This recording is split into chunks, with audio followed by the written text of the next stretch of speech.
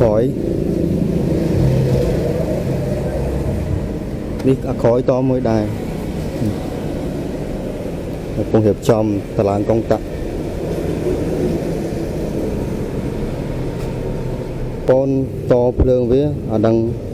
họ phương đọc pi von nữa nè này dừng ai họ mà đôi ni bàn đôi xạ tôi sắm á nó như dầu sai năng móc tay to cho con tạm một ngành lương là mi với đánh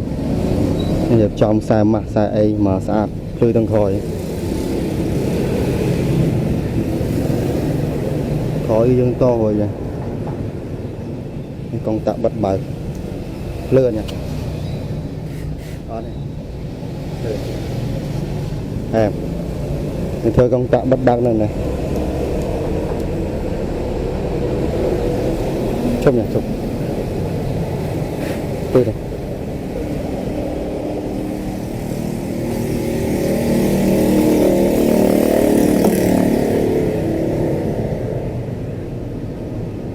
bà em hồi